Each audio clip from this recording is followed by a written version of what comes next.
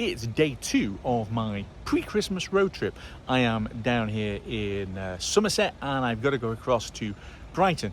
I think a bit of a meander is in order today, and the sun, hopefully, is actually going to come out after yesterday's absolute deluge, although the roads are still really wet and I'm expecting big puddles in quite a few places. So, a few things to have a look at and to talk about as we go.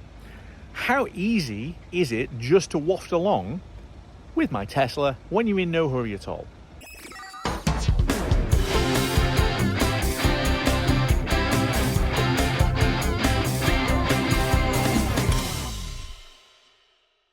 Hello again, YouTube, and welcome back to Just Get a Tesla. And yes, this is one of these drive and chat videos that I do now and then. I am here by my really rather nice hotel in Wafting in Somerset. The person in the BMW is still sat there with their diesel engine running. Unbelievably, it's the same person in the same car with the engine running as on the beginning of the previous video. But hey, that's absolutely fine. Let's just put a little bonfire of cash on the ground and literally burn it, which is exactly what they're doing now. Anyway, let's get in the car and let's get on with it. So, as I leave the hotel, I'm just thinking a little bit about the charging costs comparison that I did yesterday on the trip down. And if you haven't seen either of those videos, go and watch those as well. But I knew Tesla was going to be the cheapest, because of course it is. I hadn't realized that public charging now is so mind-blowingly expensive that diesel would then be the second best option. I knew public charging was expensive, but I thought diesel was expensive as well. But of course the oil price has come down, hasn't it? So suddenly diesel is a much more attractive proposition if you like horrible, smelly, rattly things, right? Which I don't. And the Volvo that I was using as a comparison, let me be kind and say that the drivetrain, so the engine and gearbox combination, was not designed for sporty driving. Okay, you could not thrash that car or really even hustle that car. It just simply wasn't something that it was able to do. You could waft along and use it as a slush box, and yeah, it was quite good at that. It wasn't good at anything else, and it quite often felt like it was in the wrong gear. It had 8 gears, and this is the point. You've got a diesel that has 8 gears because it has to be able to keep itself within the power band. Well, that tells you how inflexible the drivetrain actually is if it needs 8 gears to be able to get going. But at the same time, despite all of that, I hear what the diesel fans say. It gives you the flexibility to choose to stop when you want to stop. It gives you the ability to be able to do longer trips. And if you're faced with GridServe or Ionity or whatever charging, it's not even more expensive. It's cheaper. Interesting. Anyway, we have got 40% in the battery. I didn't actually need the overnight charging, which was at the hotel. I'll be honest, it used to be Tesla destination chargers. They've ripped those out and replaced them with some new public chargers, and I don't know what network they're on. I think it said they were 45p a kilowatt hour, which is decent actually, but I didn't actually need the charge because I put an insurance charge in at Michaelwood on the way down, which I did not need to get there, which is why it wasn't included in my calculations, because I could have charged up this morning and overnight, whatever. So 40% in the battery, and we are going further into Somerset, and then we're going basically along the south coast. I'm in Cheddar, where the cheese comes from, and also where the gorge is. So we're going to have a run up through Cheddar Gorge, just because it's sort of en route to where I'm going. It's not a huge diversion, and it is interesting. So let's go and have a look at the gorge. Lots of cheese places as well. And then yeah, we kind of meander our way up here, and then suddenly we're into the wilds. I do love this kind of road where you literally cannot see where it goes. It looks like we're just coming up on an absolute wall of rock with no way through. And obviously there is a way through, but you just can't see it. There's a nick in the rock over there.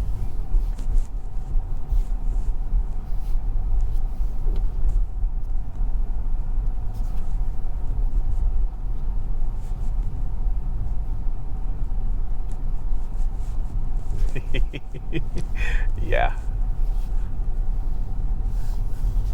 It's a totally wild place. And look at this.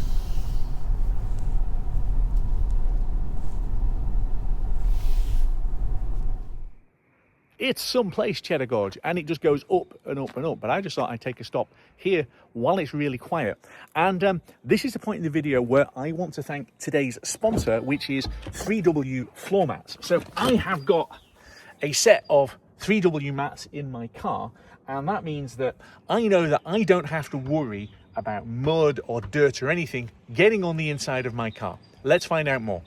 What I like most about 3W floor mats is that they make a perfect fit with my car. Contoured edges stop dirt or moisture getting down onto the carpet, and on the rear, their unique anti-slip technology has rear-facing grips to ensure that they don't slip. The boot mat has front and rear-facing grips to ensure it doesn't move when you're loading or unloading heavy items. There are seat back protectors and even mats for the boot and front wells.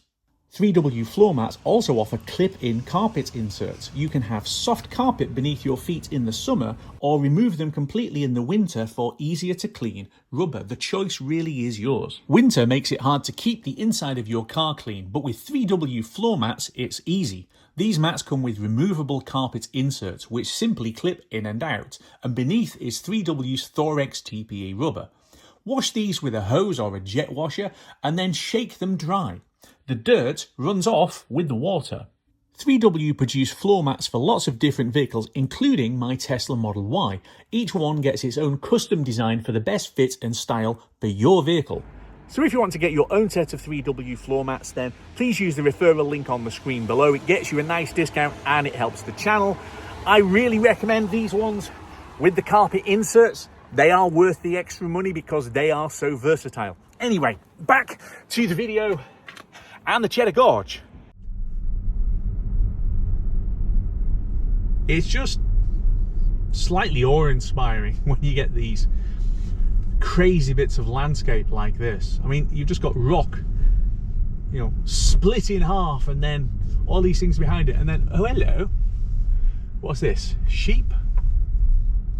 Goats? Not entirely sure. Just wandering along in the road. Good for them.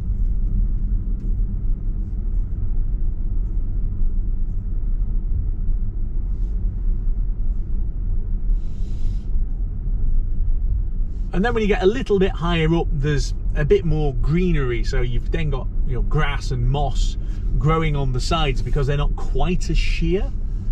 But you do wonder what exactly is the geological condition that's allowed the rock to literally just split itself apart like this. This is a really tight bend. Oh yeah, okay, not just tight, it's also completely single track. Happily there was no one coming around it. As I said, it's going to be the quiet season. I have been here in the summer where it's not just a lot more traffic, it's also a lot more people wandering around in the road. We've got another random sheep just sat by the side of the road. This is properly steep. This is properly steep. You get coaches trying to go up here. There are coach parks further back. That doesn't help either.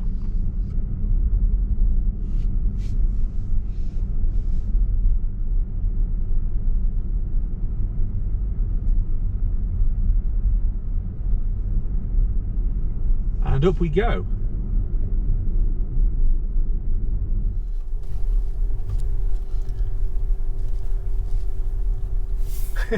I need to go. Oh God, this is a fun old junction, isn't it? Wow, this is Bruton. Let's have FSD deal with some of these. Blimey. a blind angled crossroads thing. Okay. Some of these villages look to me like they're laid out not even for horses. I think even the horses are becoming into conflict with each other at some of these. Okay, it's now 2 in the afternoon. I'm just leaving Wincanton after multiple stops and being parked up and dialing into various meetings and doing business. Basically, today is definitely a business trip, and I'm just taking you with me. So, what have I made of it so far? Some of the little towns that you go through are really quite twee, and this car is quite big for those. I know we've said that Cybertruck wouldn't be the biggest thing on the road, and that's true, but it would certainly be way too big for so many of the roads that we've got, as quite frankly are some of the really big vans, which is why you have bans on long vehicles and heavy vehicles in all kinds of places, because they're just too big. Anyway, we are heading now actually to the Amesbury Supercharger. So that is slightly off the route that I need to go, but only by a few miles. I'm going to go there and stick some power in, which will get me I'm going to be parked up for a few days, but once I start driving again, it will get me comfortably along through there. Also, the customer site that I was at for a couple of hours this morning had free on-site charging for visitors. Park your car, pull your charging cable out of the front, plug it in, and it's giving you 7 kilowatts of goodness. So while I was sat inside doing business, I'm getting the car charged up while I'm doing it, which is good. More sites need to put more things in like that. More of them do. But also, more hotels do as well. So the hotel that I stayed at last night, my original plan was to stick some power in there. I also knew the customer site had power, and it's like, well, one or the other of them will be working. That hotel used to have a Tesla destination charger. It had 3 Tesla chargers that were sat there, as well as an outdoor socket to be able to use a granny charger. Now, they've taken all of that infrastructure away because, quite frankly, it was broken. And they've replaced it with some new chargers, which were being run by some obscure network that I'd never heard of, and they wanted 45p a kilowatt hour. And you know what? 45p a kilowatt hour for a maintained charger, that's good. As a destination charger, vending a shared 22 kilowatts, okay, so 11 kilowatts on either side most of the time, that's fantastic, and 45p is serviceable. But we need more of those, because I drive around the country and I stay in different places and I spot them and I go, ooh, that's interesting, rather than, that's just normal now. So more destination charging for EVs, because let's be brutally honest about it, there's going to be a lot more of them now on the road. As I am heading back eastwards towards, London eventually, if I was going that far, which I'm not. So, why don't you tell me in the comments where you think that destination charging needs to go, especially if it's a Tesla destination charger, because they put those in quite a few places. I think best part of a decade ago, and I've seen increasing numbers ripped out. So I've seen multiple sites where there were Tesla destination chargers and they've come out. I don't think anyone's maintained them, which is very unlike Tesla. So let's have a chat about it. And then American friends, where you don't carry a charging cable around, is it slightly odd, the idea that you pull a cable out and go and plug it in just to a post? What do your slow charging stations look like? Genuinely, I don't know. Amesbury Supercharger. I've been here a few times before, and it's always quite busy. So I know there's a whole stack of stalls here, but there needs to be a whole stack more. But the good news is that they have kind of tucked us away off the end of this trading park, and you've got some food places and you've got a Holiday Inn. But look, we've got all of this empty space here. So come on, Tesla, more stalls, because this place is absolutely heaving when it's in the peak. Anyway, I'm basically stopped here now, putting fuel in now, only so that I don't have to do it at any point in the next few days. So I'm on my way down to Brighton. There is a supercharger actually en route at Portsmouth, but it's an old V2 site, so we're going to skip that one. And then on the way back north from Brighton, there's Peace Pottage and a few other ones. But again, if I stop here, where quite frankly I have got the time today, then I don't have to stop at those other ones on a day when I'm a bit busier.